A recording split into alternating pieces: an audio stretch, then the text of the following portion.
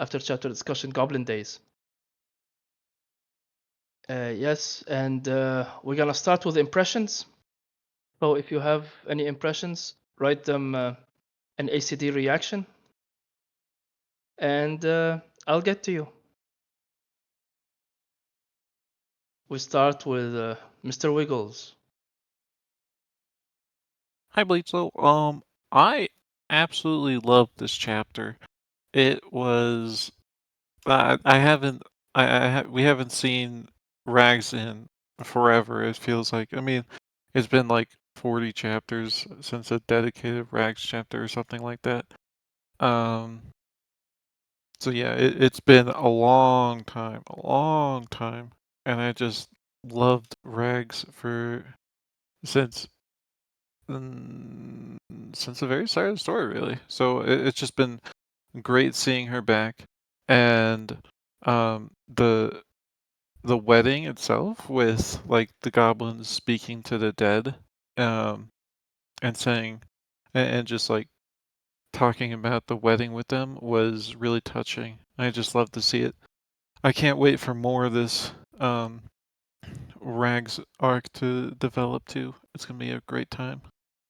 Anyways, so like a 8, 9 out of 10 chapter for me.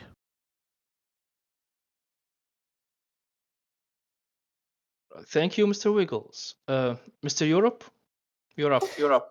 Yes, I very much like the chapter. It feels good to be back with the goblins. Like feels like we haven't had much pure goblin-y stuff for a long time. And it's really good to have them back to the just slice of life goblins, as I say. Um, I liked Rag's continuous characterization and the finally kind of a peaceful vibe of the Kraken Eaters. Like all the other times we've seen them, they've been just assholes and aggressive, and now they're just a bunch of idiots like everyone else. It's nice.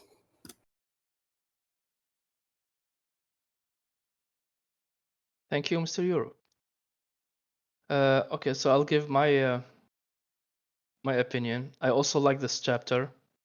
I thought it was really great. I love the goblins, so it's always nice to see their point of view. I was a bit surprised at the start, to be quite frank. I didn't expect for Rex to be trying to negotiate with the Kraken Eaters.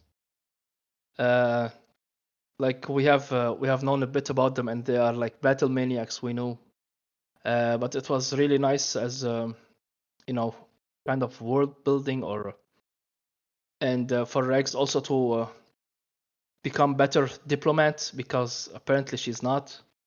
So it's with regards to the wedding, it's really nice to see the slice of life kind of moments, and the empty chairs was really heartfelt. I felt so. I'll give it like 8 out of 9 out of 10.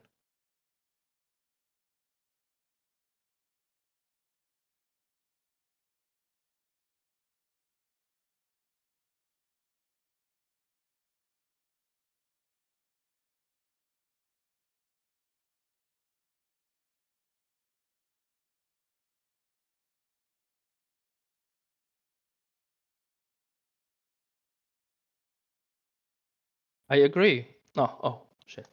Kinya says the conflict between Rags and Kraken Eaters was interesting, and I liked Rianchi and all the reminders of how much Rags drives Mrs. Kevin and how much he influenced them. Well, I agree.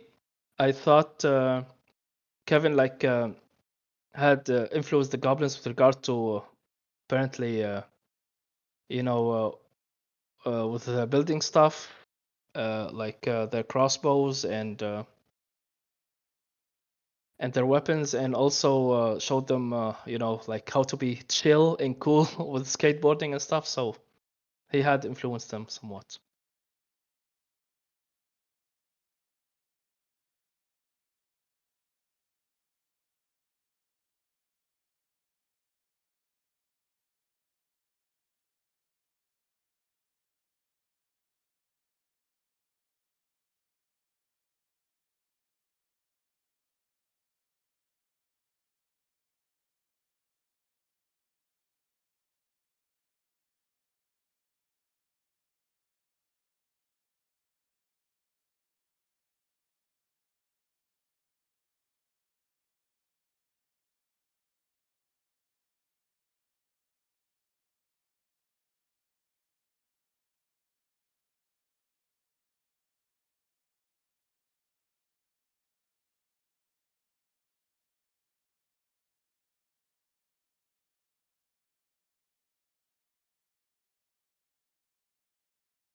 The question is, will goblin weddings make them more of a people to the other species?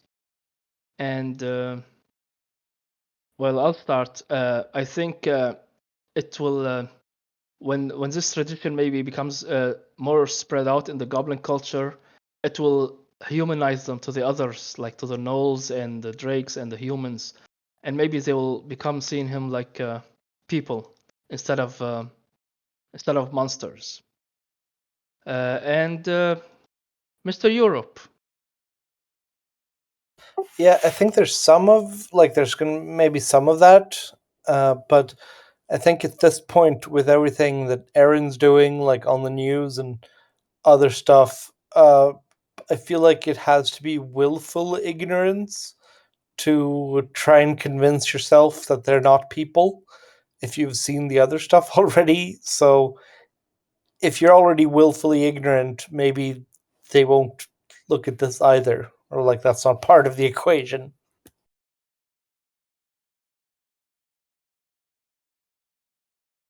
Well, there are lots of ignorance. I mean, it's you are correct about like they have to be very ignorant or very hateful to just ignore them, but they still classify them as monsters. So Yeah, I just meant that like Aaron's already been interviewing, having them interviewed on camera and like doing a lot of other stuff. Like it's not a. I think they want to be ignorant if they've already seen other stuff.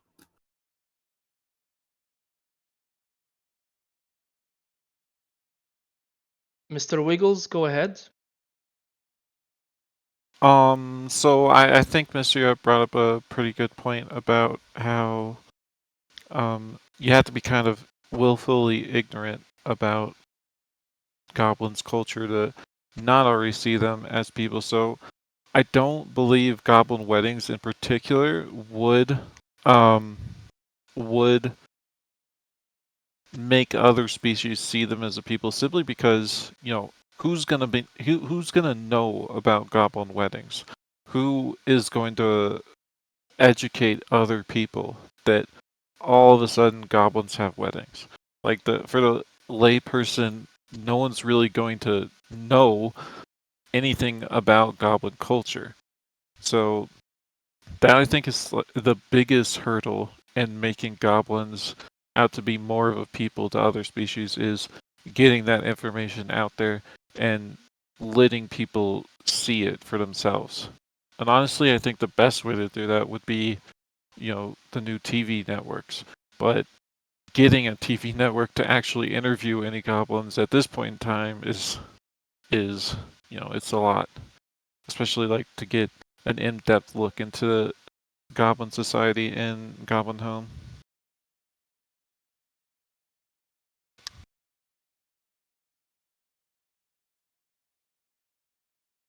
Yes, well, thank you, Mr. Wiggles. Anybody have? Yeah. Kineas says, I don't think it will yet, maybe long term. Right now, others don't know about them, but I do think that it will influence them as a people to appreciate more things in life apart from surviving. All right, so we'll go to the next question. And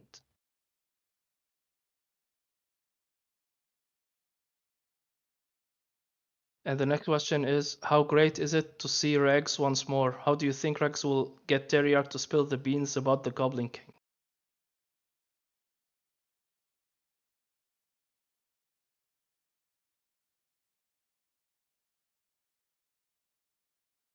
Well, I'll start, and I think it's always great seeing Rex. She's one of my favorite characters, and I've reread some part where Rex talked to Teriarch previously, and he told her he will spill the beans if she knows some kind of phrase, like a password or something, which she does not. So maybe she will know it, and then he will spill the beans. Mr. Wiggles, go ahead. So I think, in regards to what you just said, like the thing she needs to know before he would tell her, I think is dealing with the gods. Like if she knew about the gods, maybe he would um he would tell her, but I'm not sure 100% on that. Another thought could be that this is knowledge, some knowledge that only someone ancient like Teriarch would know, or someone, or a Goblin King who could actually remember what happened then, and then he could tell her. But otherwise, I don't think, I don't think Rags will really know the words. Like, I really doubt she has any idea what the words are even now. But I do think she's going to be much more aggressive this time and getting Teriarch to try and tell her what the heck is going on, because like she needs this. She she wants a lot of power right now. She wants answers to all of her questions right now, and she's very driven. As we know about Rags, she is extremely driven and extremely resourceful. And I think the best way to kind of box them in is use her connection to the inn, use her connection to Magnolia, and just pressure him from all sides to spill, especially with Magnolia, because Magnolia obviously has um, a lot of sway over him. And I'm not actually completely convinced that Magnolia doesn't know, hasn't heard directly from Teriarch what is going on with goblins. So it could be that she could get the information from Magnolia too. So yeah, there's quite a few ways. Otherwise, I love Rags. It was great to see her. Oh my gosh, she's amazing. That's all. Yeah. Well, I don't believe like Magnolia will give Rags like this kind of info or pressure Teriak so easily, especially when she has the keys and she wants Rags to work really hard for it. So, but yeah, I mean, it's further like plot points that can be used. We'll go to Mr. Europe. Go ahead. Yeah, I'm. My theory is a lot dumber than that, and it's that Rags, by this time, either will have found out or will find out when speaking to Teriarch about this that he's lost his memory of the recent time. And that would mean that she could just say, "Oh, you actually told me that you would tell me the secret in about 14 months." And it's been about 14 months since. So, it's time for you to tell me the secrets of the goblins. Yeah, I mean, it could be. It's all good theories. I mean, there are no theories that are ridiculous because we know like all of them can come true. Uh, Slothy has quoted what Teriarch says. I will read it. And it's quote, I cannot answer you. If you become a Goblin King, he's talking to Rex, Teriarch, you will know the answer better than I, and it will break you. But it is better than it's better left forgotten. I could only tell you if the dragon hesitated, if you spoke the right words.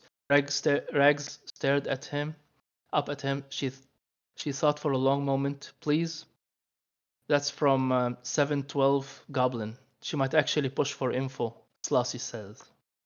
War Golem says, first time here, but if she gets the second key from Magnolia, she still has to find the location, right? Has there ever been any hints about where it is other than it's in high passes? I don't think it has been said where exactly it is, other than it's in the high passes. So we don't have that kind of information, specific place. Kenius said it is good to see Rex again.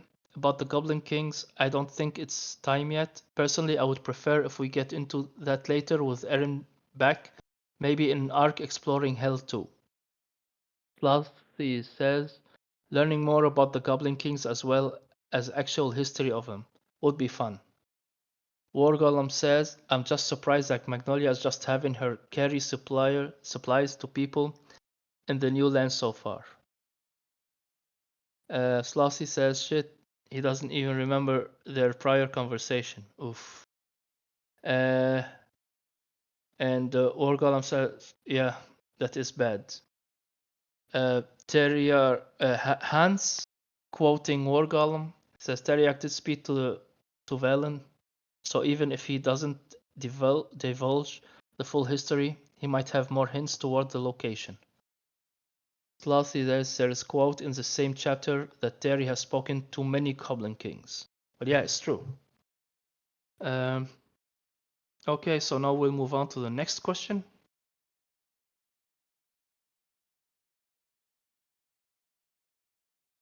And the next question is, what is the best way for Rags to ensure her tribe's continued success and survival?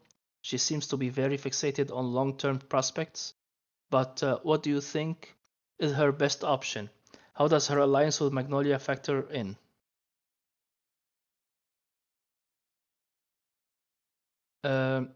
Well, okay, I can start, and I think the best way for Rags to ensure her success and survival is by allying with as many factions as possible, not only goblins, but with with trolls, with ogres, and align with the Antinium, and having a good relationship with others in the high passes, like other people in the peoples in high passes. So it would be an opportunity for her to have like great alliance with the different factions, and maybe also gargoyles and stuff. So because we know that that gargoyle who allowed the other gargoyle to escape, he is like also sentient and stuff. So maybe that. We go to reaction from Mr. Wiggles. Go ahead, please. So obviously we saw her try and get an alliance with the Kraken Eaters going this chapter, and Zurhi's tribe as well.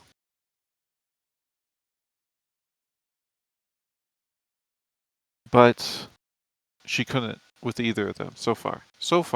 That's kind of, I think, the problem she's running into is like, what can she offer these other tribes that these other great tribes, these big groups that have their own defenses, their own uh,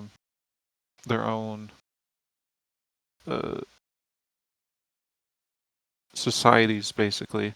That, and what can she offer them that would make it worth their while to potentially sink on the same ship as she does? And it's kind of it's something that's really hard to figure out, especially because these goblin tribes, they want to be pretty isolationist so that they don't run into the same problems as other goblins do. And these two in particular were pretty isolationist about the Goblin King as well. So what can she offer that the Goblin King couldn't? And I think the biggest thing is her alliance with Magnolia right now. I think using that alliance and successfully and trying to do more of what Velen the Kind did, except in a different way. Like Velen was very much was very he never he never fully integrated with Nir's people. He never did as much as he could to be seen as as a separate normal people rather than monsters. So I think utilizing Magnolia and utilizing her alliance is the best way to go about it, but also utilizing Aaron and the inn, because Magnolia, she doesn't like to push people. She likes to just work from behind the scenes and that's it. Aaron is the exact opposite. She likes to push people a lot, even if it is in tricky ways, but she pushes people a lot. So I think Aaron and Magnolia together are Rags' best hope for getting some long-term allies and long-term strategic benefits, basically. That's it. I would agree about Magnolia and Eren, but probably not the Kraken Eaters because they attack like human settlements and kill and stuff. So if they allied with them, they will have like a bad reputation, and it will say, hey, they are still monsters and stuff. So, but maybe if they instead of allying them, like they absorb them, maybe it will be different. We'll go to Mr. Europe. Yeah, I think I agree with a lot of what Wiggle said, but on the other hand, I agree. I think that they're actually in a really good position regarding success and survival right now. There's not really anyone in particular hunting them, and they have like Goblin Home locked down. Like, there's always the danger that something very, very big will come from the high passes, but I feel like in general they're as secure as they're gonna get for a while. Like the long term prospect of Goblin Home entirely rests on what she finds up in that box. Like whatever Ragus comes down from the mountaintop with Valen's old clay tablets or whatever.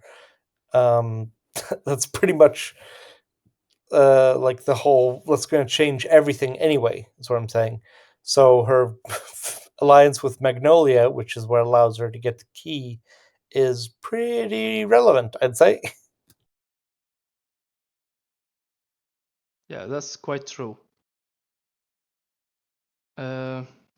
Slothy has a quote, and he says, the quote says, Teriarch remembered the past, and it could be painful, but he could see a Goblin King standing in front of him, one of many and goblins. They blurred together, and they became the little goblin. Once again, and yet again, let it be. The dragon began to slumber and dream of ages past, long conversations he himself had forgotten, but before he did, he idly opened one eye. Slossie says the only thing she can offer is the idea of a better future for goblins. Which is, yeah, actually, that's what uh, the girl goblin who just got married says. All right, so on to people are typing. Can't offer anything right now. Oh, yes. Slossie says can't actually offer anything. They don't need any. Okay. So Slotty says can't actually offer anything right now. They don't need anything from her.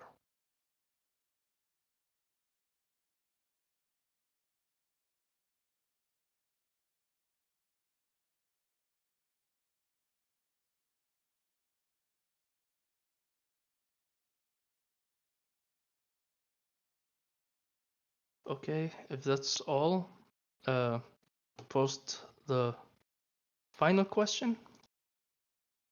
And it's about the wedding. The final question says the wedding scene. How heartbreaking, how mean. What was your favorite part of the wedding?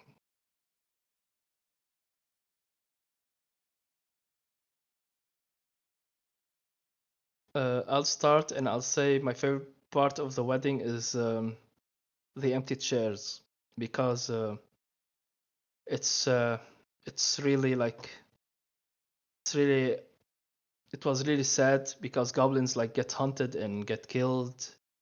Their ears were they sell their ears and stuff, so it was really quite a bittersweet experience that they can experience also like this kind of celebrations, and at the same time never forget their friends and family. Mr. Wiggles. I absolutely agree with you that that was my favorite part of the my absolute favorite part of the wedding scene. I kind of wonder if like any cultures in real life do something similar because it seems like a very sweet bittersweet kind of, I suppose, bittersweet uh, way to include those who have passed on in your life, and it it just is. It was very powerful in this particular scene, especially because of Kevin and all the goblins that they have that they used to know, such as Chieftain Garen. And it was really nice to see. Um, so yeah, I really enjoyed that part. I also enjoyed just seeing how how funny the vows were from the goblins and how sincere they are about it. It's kind of like uh, it's uh it's something completely foreign to their culture. So you know that when they are doing this, they absolutely mean all of it. So it was just really great to see them do this and see them want to do this, and it was just a very touching scene. Yes, I agree. And I just googled it, Mr. Wiggles. There are some marriage ceremonies. It's not like a cultural thing. It's probably like a pair thing, or the couple, and they have like empty chairs to remind them of the one loved ones who are dead. We go to Mr. Europe. I really enjoyed Brag's thinking about and planning out her speech, and just learning more and more about these two random goblins from the story, like a little character character piece on them just through this extra small chapter. I just really enjoy that, like two probably completely inconsequential people and just doing like a Rags trying to figure out what who they actually are. Thank you, Mr. Europe. Dart time. Oh yeah, I'm not gonna pronounce it. Dart time says NGL with Papa's naming sense. I'm not optimistic about the longevity of someone named Dayeda. Well, she has in the name, but probably not gonna happen. Anything. Slothy says, I think this is a shift of culture focused on a moment, temporary survival, to look into the future with with a marriage, which at its core a long time thing. Look into the future versus expecting to die young. Yeah, I agree with that. It's kind of like Dayeda told Drax. It's more building a future, like they have a future instead of dying, getting killed when they are very young.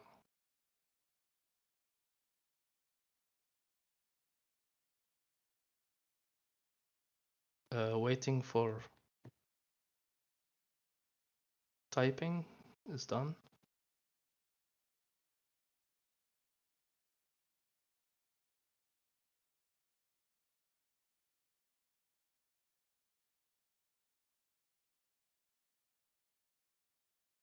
Hans says, I thought a lot of the wedding scene and the party was good, but in a shocking reversal, I actually thought the empty chair thing was kind of too much.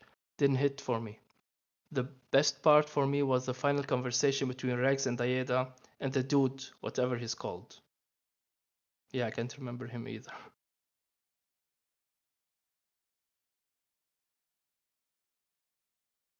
Hans is typing.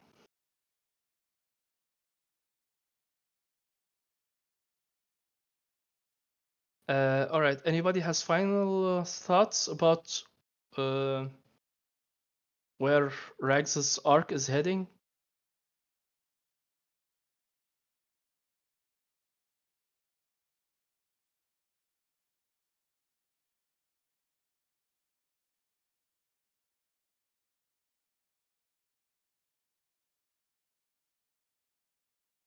Uh, Hans, go ahead.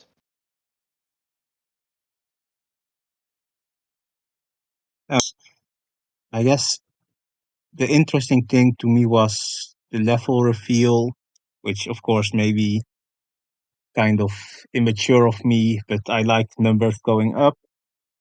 And with her chieftain class now being level 39, it's like the capstone is just waiting to happen, right? Like that level 40. I'm really, I really think she'll hit level 40 at the end of this arc. the full extent of what she's going to do to hit it, I don't know yet, but we'll see, right? I expect it to be very epic, at least. I think she will form better alliances, maybe with the. She will get the Kraken Eaters to join her clan. Mr. Wiggles? So, just going off of what just Hans just said, the blog from Pirate Up, I don't know if any of you read it, but it did mention that they thought there was a certain magic in this set of chapters, and so I fully expect Rags to hit 40 in them at some point. I do expect it to just be something that will blow us out of the waters in terms of what's going to happen, and I'm really looking forward to it. Yeah, well, I agree that Rex will hit 40. Not only that, I would think she will hit over 40, and she will consolidate probably her strategist class with her great chieftain class. We don't know how much what's her strategist level is anyway. So yeah, she will actually hit that level after the arc is done.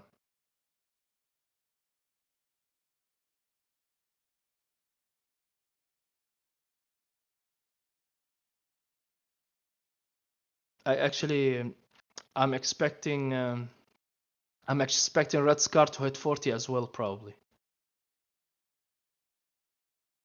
And probably that big eater goblin, I can't really remember her name. Slothy says, considering the mention of Terry in getting info, it could be her finding Valen's treasure that does it.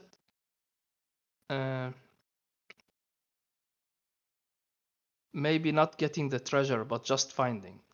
I think it's probably early for her to climb up to the top of the high passes because they are very dangerous creatures over there. So probably not right now. She probably will get to level 40 by maybe forming more alliances or having solved some major diplomatic issue. Hans says, as for the alliance thing, I've been a long time Gargoyle ally Truther, as well as the trolls, so I expect both of them at least. Kraken Eater and the other big goblins would be cool too, and perhaps make it capstone worthy. Kinias says, maybe they could have more conflict with the healer of Ten Bomb and end up helping bring Tessa back. Maybe that's a good idea, but I think Leonette has already threatened the healer with her underground connections. So I'm not sure if Goblin's gonna play any kind of role there. Any more final thoughts before I end the recording? All right. Thank you all for that participated in this conversation, and we will still be. You can stay online and chat if you like, but I will end the recording here. Thank you very much.